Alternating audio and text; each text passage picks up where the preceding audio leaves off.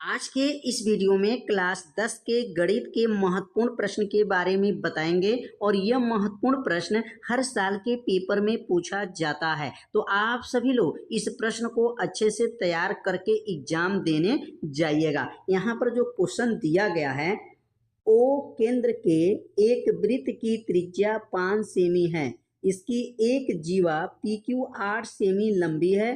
P और Q से खींची स्पर्श रेखाएं बिंदु टी पर मिलती हैं। टीपी की लंबाई ज्ञात कीजिए। यहाँ पर जो टीपी रेखा है इसकी लंबाई ज्ञात करना है। तो सबसे पहले एक वृत्त है और इसकी जो केंद्र है वह ओ है और उसकी जो त्रिज्या है यहाँ से लेकर के यहाँ तक जो त्रिज्या है वह 5 सेमी है। और जो जीवा जो है पी क्यू है, पी क्यू टोटल 8 सेमी है, यहाँ से लेकर के यहाँ तक 8 सेमी है। यहाँ से इसका मध्य भाग 4 सेमी हो जाएगा और नीचे का भाग 4 सेमी हो जाएगा, टोटल 8 सेमी हो जाएगा। और कहा गया है कि इसमें जो है पी और क्यू से खींची गई जो स्पर्श रेखा है, मतलब पी से एक स्पर्श रेखा खींचा गया है और एक क्यू से स्पर्श रेखा खींचा गया है, जहां पर मिला है प्रतिच्छेद किया उस बिंदु का नाम क्या है, टीपी है, मतलब टी है। टी से पी की दूरी हमको बताना है। तो यहाँ पर कैसे हल करेंगे, पहले इस त्रिभुज को ध्यान से देखेंगे। तो यहाँ पर एक त्रिभुज बन रहा है, त्रिभुज का नाम है पी आर ओ। अब इस त्रिभुज में जो है आर ओ का मान हमें मालूम नहीं है, तो पहले हमको आर ओ का मान ज्ञात करेंगे। सबसे पहला काम आर ओ का मान कैसे ज्ञात करेंगे, तो इस त्रिभुज का नाम हो जाएगा त्रिभुज, त्रिभुज का नाम है पी आर ओ। लिखेंगे आप त्रिभुज का हो जाएगा पी आर ओ में। अब त्रिभुज पी आर ओ में अगर देखा जाए आर ओ आधार है, त्रिभुज में क्या है, यह आधार है। लिखेंगे यहाँ पर आधार का वर्ग किसके बराबर होता है, तो यहाँ लिखेंगे कर्ण का वर्ग माइनस लंब का वर्ग के बराबर होता है। अब यहाँ पर आधार का नाम क्या है, तो लिखेंगे आधार का नाम यहाँ पर लिखेंगे आर ओ का वर्ग हो जाएगा। और कर्ण कितना है, तो कर्ण 5 है, तो लिखेंगे यहाँ पर 5 का वर्ग हो जाएगा, माइनस लंब जो दिया गया है तो 4 का वर्ग हो जाएगा। अब यहाँ पर आर ओ का वर्ग बराबर 5 का वर्ग 25 हो जाएगा। 5 का वर्ग जो है 25 हो जाएगा और 4 का वर्ग जो है 16 हो जाएगा। 25 में से जब 16 घटा देंगे तो लिखेंगे यहाँ पर आर ओ का वर्ग बराबर 9 हो जाएगा। वर्ग इसके ऊपर जाएगा तो आर ओ बराबर, अब कर्णी में 9 बन जाएगा, कर्णी 9 हो जाएगा और कर्णी 9 का मान क्या होता है, लिखेंगे यहाँ पर आर ओ बराबर 3 सेमी हो जाएगा। आर ओ का मान कितना सेमी हो गया, 3 सेमी हो गया। अब यहाँ पर लिख देंगे आर ओ का मान जो है 3 सेमी हो गया, चित्र में 3 सेमी दर्शा देंगे। अब जो है यहाँ पर जो है आर ओ का मान जब 3 सेमी हो गया, अब हमको जो है किसका मान निकालना है, टीपी का मान ज्ञात करना है। तो अगर हम टीपी का मान को अगर हम यक्स मान लें और यहाँ से लेकर के टी आर को हम वाई मान लें, यह वाई हो गया, यहाँ से टी आर को वाई और टीपी को यक्स लिखेंगे। यहाँ पर माना लिख लेंगे, यहाँ पर माना टीपी की लंबाई जो है यक्स है, लंबाई यक्स तथा टी आर की लंबाई वाई है, लंबाई क्या है, वाई है। अब यहाँ पर जो है टीपी की लंबाई क्या माने हैं, यक्स माने हैं, और टी आर का जो लंबाई है टी और आर की जो लंबाई यहाँ तक लंबाई वाई है। अब यहाँ पर एक त्रिभुज लेंगे, त्रिभुज का नाम क्या है, अब त्रिभुज का नाम देखेंगे, यहाँ से लेकर के चलेंगे, इसका नाम हो गया टी, यहाँ से पी से आर से टी, ये त्रिभुज, ये वाला जो लेके चलेंगे, ये छोटा वाला जो त्रिभुज देख रहे हैं इसका नाम क्या है, लिखेंगे त्रिभुज का नाम है टी, त्रिभुज का नाम पी के बाद से लिखेंगे आर के बाद टी में हम त्रिभुज का नाम क्या लिए हैं, त्रिभुज पी आर टी, इस त्रिभुज की बात कर रहे हैं। यहाँ से लेकर के यहाँ तक जो त्रिभुज बना है इस त्रिभुज की बात कर रहे हैं। त्रिभुज का नाम क्या है, पी आर टी। अब ये त्रिभुज में ये बन जाएगा लंब और ये बन जाएगा आधार और ये बन जाएगा कर्ण।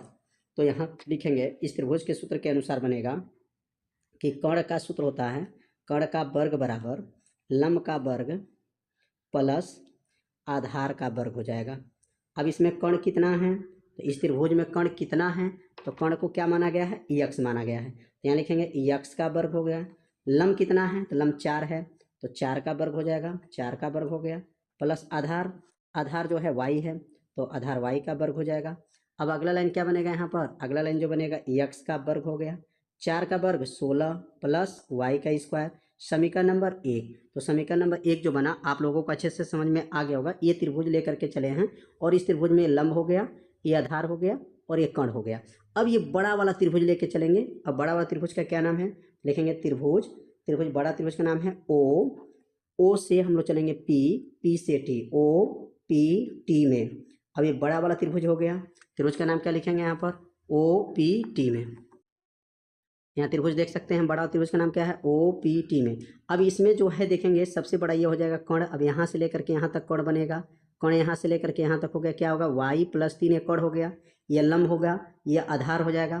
तो यहाँ पर देखिए ये पूरा बड़ा वाला त्रिभुज लेकर चलेंगे। अब तो बड़ा वाला जब त्रिभुज लेकर चलेंगे तो कर्ण का नाम क्या हो जाएगा, TO हो जाएगा, y+3 हो जाएगा, ये लंब आपका 5 हो जाएगा, आधार x हो जाएगा। अब इसमें जो त्रिभुज लेकर चलेंगे तो इसमें क्या लिखेंगे, यहाँ पर यहाँ लिखेंगे कर्ण का वर्ग। अब यहाँ भी सूत्र लिखेंगे कर्ण का वर्ग बराबर क्या होगा, लंब का वर्ग प्लस आधार का वर्ग, यह सूत्र बन जाएगा, आधार का वर्ग हो जाएगा।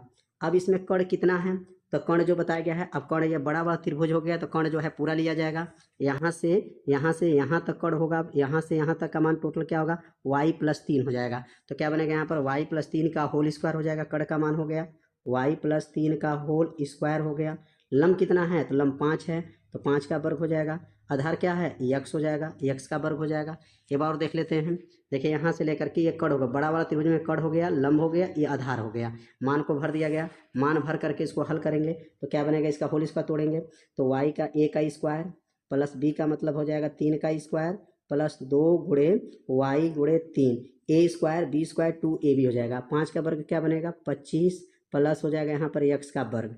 अब यहाँ लिखा है अगला लाइन बनेगा y का स्क्वायर, 3 का वर्ग 9 और 3 दूना क्या हो जाएगा 6y होगा बराबर 25 और प्लस यहाँ x स्क्वायर का मान देखेंगे, समीकरण नंबर 1 में x स्क्वायर का मान क्या है 16 प्लस y का स्क्वायर। यहाँ पे लिखेंगे x स्क्वायर का मान रखने पर, x स्क्वायर का मान रखने पर, x स्क्वायर का मान जो है रखने पर, अब x स्क्वायर का मान यहाँ रख दिया गया। x स्क्वायर का मान क्या है 16 plus y square, 16 plus y square. अब यहाँ पर जो है 16 प्लस x स्क्वायर हो गया, वाई स्क्वायर हो गया। अब यहाँ वाई स्क्वायर से वाई स्क्वायर को काट दीजिए, क्या बचेगा 9 प्लस क्या हो जाएगा, अब यहाँ पर 6y बराबर हो गया 25 और 16 जोड़ेंगे 41, 9 को पक्षांतर कर लेंगे, 6y बराबर क्या बनेगा 41 माइनस 9, 6y बराबर हो जाएगा 41 में 9 जाएगा 32 हो जाएगा। अब यहाँ 6y बराबर 32 हो गया तो y बराबर क्या बनेगा, y बराबर आ गया 32/6, नीचे चला जाएगा तो यहाँ y बराबर 32/6, इसको 2 से काटेंगे तो क्या बनेगा 16/3, 16/3 किसका मान आ गया, y के मान आ गया।